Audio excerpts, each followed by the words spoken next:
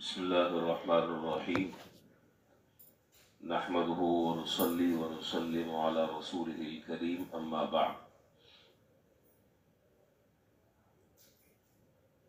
عن أبي أيوب الأنصاري رضي الله تعالى عنه قال جاء رجل إلى النبي صلى الله عليه وسلم فقال عظني وأوجز، فقال إذا قمت في صلاتك فصل صلاة مودع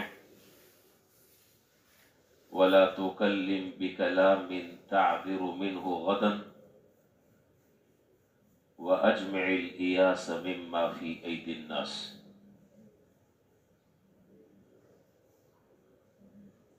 حضرت ابو ایوب انصاری رضی اللہ تعالیٰ عنہ سے یہ روایت مروی ہے. وہ فرماتے ہیں کہ جناب نبی کریم صلی اللہ علیہ وسلم کی خدمت میں ایک صاحب حاضر ہوئے. انہوں نے عرض کیا کہ اللہ کے رسول مجھے کچھ نصیحت کیجیے، لیکن نصیحت بھی مختصر ہونی چاہیے، بہت زیادہ لمبی نہ ہو. جناب نبی کریم صلی اللہ علیہ وسلم نے ان کے اس سوال کے جواب میں 3 مختصر ترین باتیں ارشاد فرمائی. 3 مختصر باتیں، اور وہ 3 باتیں مختصر سی ایسی ہیں کہ اگر یوں کہا جائے کہ سمندر کو کوزے میں بند کر دیا تو شاید یہ تعبیر بھی پوری نہ ہو. اور یہ جناب نبی کریم صلی اللہ علیہ وسلم کا معجزہ تھا. اللہ تعالیٰ نے آپ کو جوامع الکلم عطا فرمائے. یہ حضور کا خاص معجزہ ہے. 5 چیزیں حضور کی خصوصیات میں سے ہیں. ان میں سے ایک خصوصیت یہ ہے، آپ نے فرمایا کہ اوتیتو جوامع الکلم، اللہ تعالیٰ نے مجھے جوامع الکلم عطا فرمائے. جوامع الکلم کس کو کہتے ہیں؟ ایسے چیزیں اللہ تعالیٰ نے آپ کو عطا فرمائی کہ جس میں الفاظ انتہائی مختصر اور معانی کی ایک کائنات اندر سموئی ہوئی ہے. تو بڑی عجیب نصیحتیں ہیں. اللہ تعالیٰ ہمیں بھی ان پر عمل کرنے کی توفیق عطا فرمائے اور ہمیں یاد رکھنے کی بھی توفیق عطا فرمائے. بڑی عجیب و غریب نصیحتیں.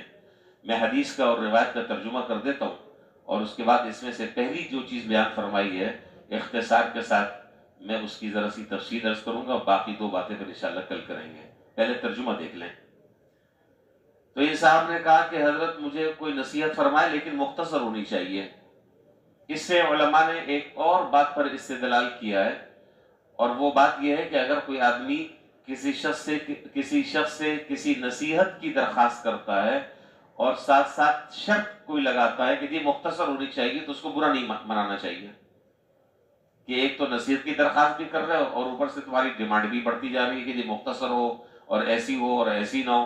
تو حضور صلی اللہ علیہ وسلم نے کسی بات کو برا نہیں منایا، کسی بات پر آپ نے ناگواری کا اظہار نہیں فرمایا.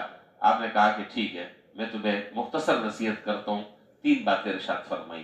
نمبر 1، اذا قمت فی صلاتک فصلی صلاۃ مودع.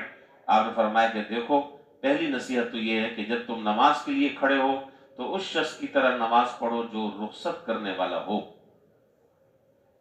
جب تم نماز پڑھنے کے لیے کھڑے ہو تو اس شخص کی طرح نماز پڑھو جو رخصت کرنے والا ہو. اور دوسرا فرمایا کہ کوئی ایسا کلام نہ کرو، کوئی ایسی بات زبان سے نہ نکالو کہ جس سے تمہیں آئندہ کل معذرت کرنی پڑے، لوگوں کے سامنے شرمندہ ہونا پڑے کہ ہائے یہ میں نے کیا جملہ جوش میں اور جذبے میں آ کر کہہ دیا، اب شرمندگی سے منہ چھپاتے پھر رہے ہیں. تو اس لیے بڑوں نے کہا ہے کہ پہلے تولو نہیں، تولنے سے بھی پہلے ایک اور چیز ہے. ہاں، پہلے سوچو، پھر تولو، پھر بولو. اب آپ کہیں گے کہ جی اس میں تو بڑا وقت لگ جائے گا، اب ہر بات کرنے سے پہلے تو پہلے یہ 3 کام کرنے پڑے، پہلے سوچو، پھر تولو، پھر بولو. جی وقت تو لگے گا، لیکن یہ چند دن درس ہی محنت ہوگی، اور اس کے بعد انشاءاللہ شرمندگیوں سے انسان بچ جائے گا، عادت بن جائے گی. 2 باتیں ارشاد فرمائی. تیسری بات اس سے بھی زیادہ عجیب بات ارشاد فرمائی. وَأَجْمِعِ الْإِيَاسَ مِمَّا فِي أَيْدِي النَّاسِ. فرمایا کہ उस चीज से नाउमीद हो जाओ जो लोगों के हाथों में है। क्या माना कि लोगों से अपनी उम्मीदें और तवक्कुआत को तोड़ दो। इसकी तफसीलात आ जाएंगी इंशाल्लाह, मैं अर्ज कर दूंगा। पहली बात जो है वो उससे मुताल्लिक इस वक्त गुफ्तगू करनी है।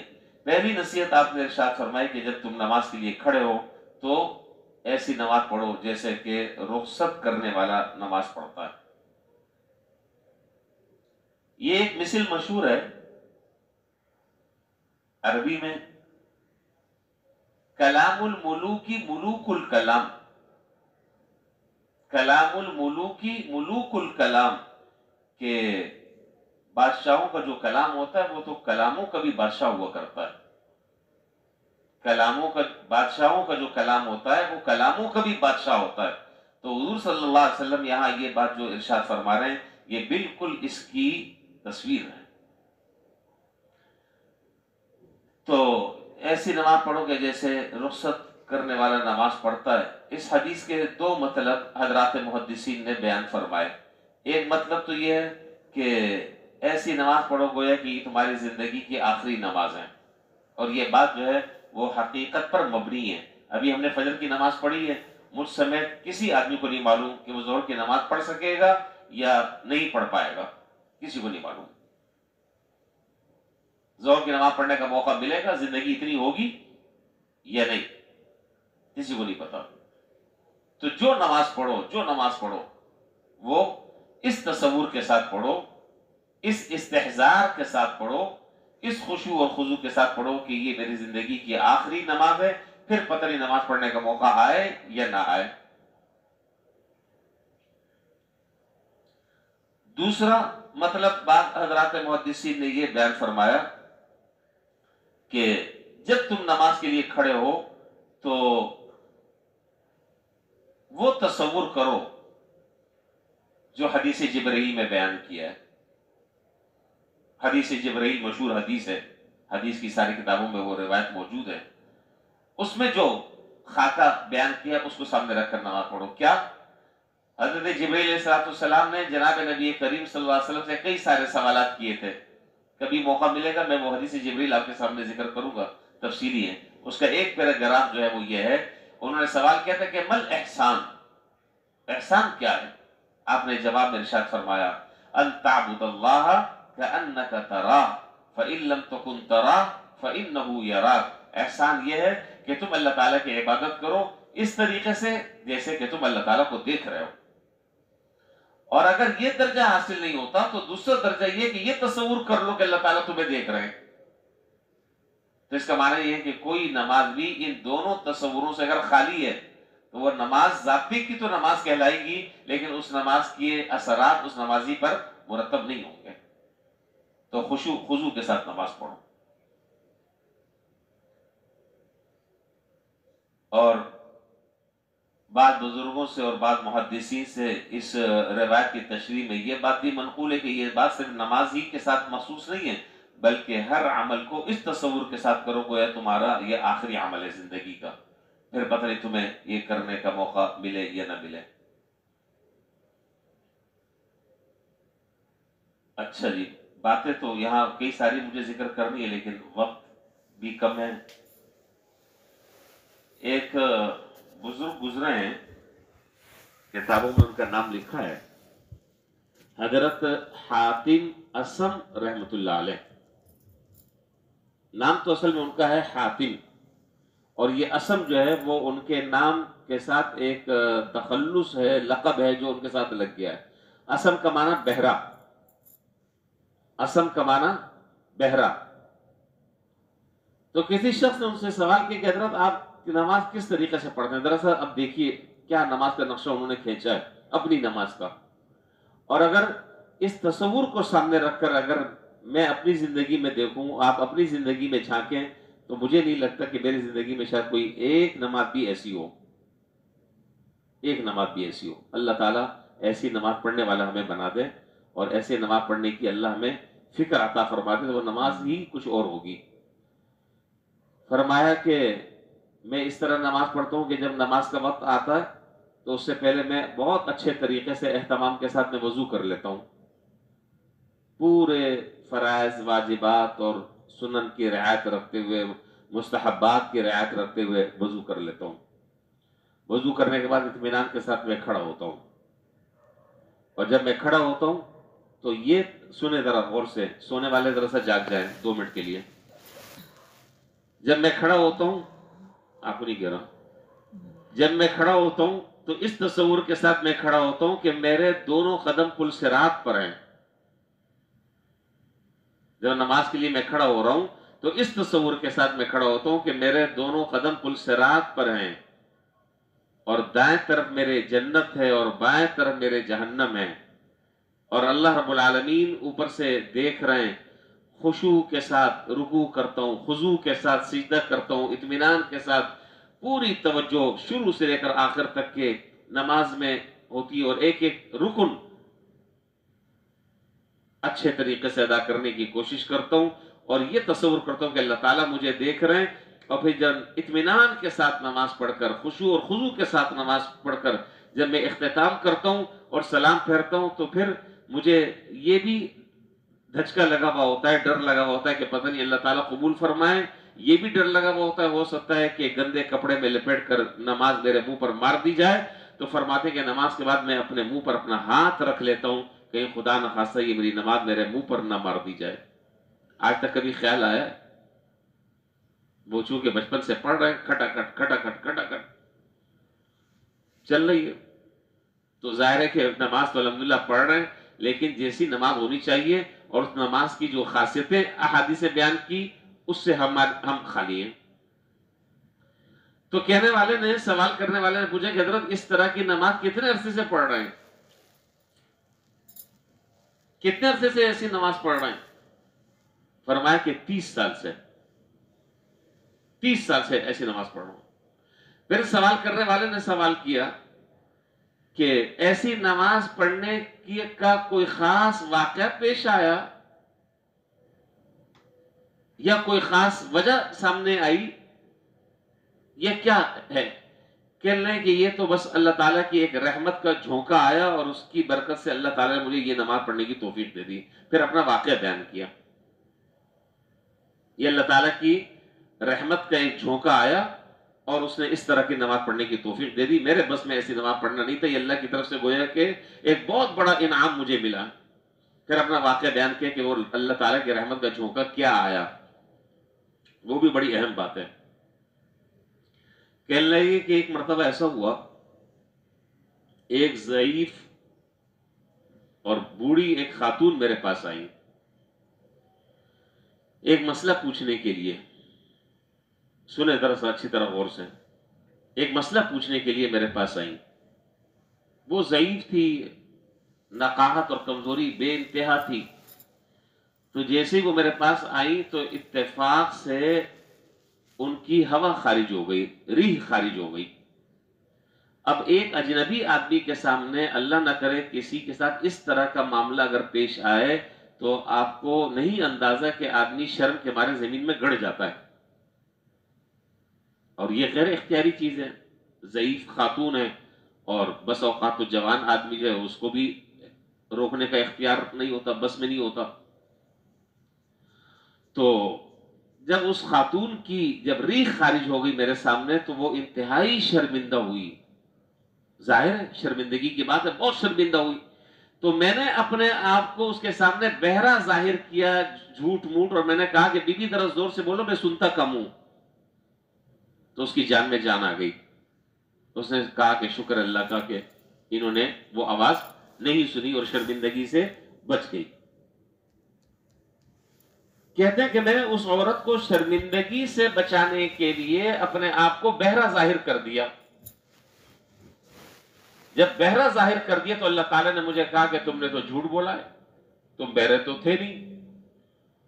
और इसीलिए मैं एक बात कहा करता हूं हमेशा कि हसनातुल अबरार सय्यिआतुल मुकर्रबीन, जो बड़े अल्लाह ताला के मुकर्रब बंदे होते हैं उनकी आजमाइश भी फिर उसी तरीके से हुआ करती है। बड़े हसास मामलात होते हैं उनके।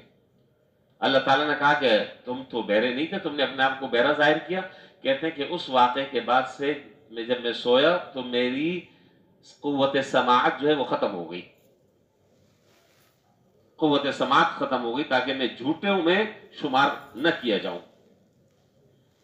کہتے ہیں کہ پھر دوسری رات ایسا ہوا کہ میں سو رہا تھا، جناب نبی کریم صلی اللہ علیہ وسلم کے خواب میں مجھے زیارت ہوئی۔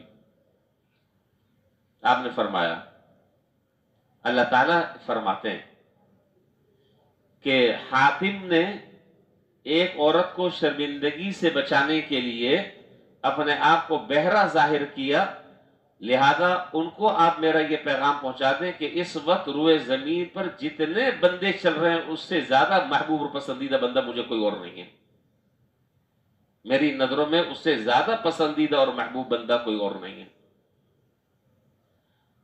اسی لیے کسی عارف نے کہا ہے، کتابوں میں لکھا ہے کہ اللہ تعالیٰ تک پہنچنے کے بے شمار راستے ہیں، بے شمار راستے ہیں، لیکن سب سے زیادہ مختصر آسان ترین راستہ وہ ہے مخلوق خدا کی خدمت کرنا اور مخلوق خدا کو شرمندگی سے بچانا۔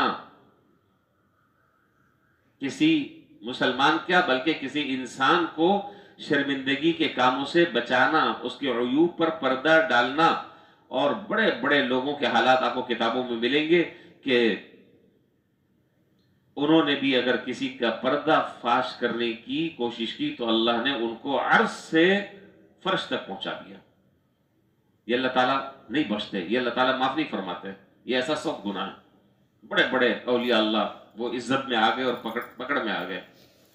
تو کسی مسلمان کی پردہ پوشی، اس کی خدمت اور اس کے عیب کو چھپانا، یہ عمل اللہ تعالیٰ کے نزدیک اتنا اہم عمل ہے، اتنا اہم عمل ہے کہ اس سے زیادہ اللہ تعالیٰ تک پہنچنے کا اور وصول الی اللہ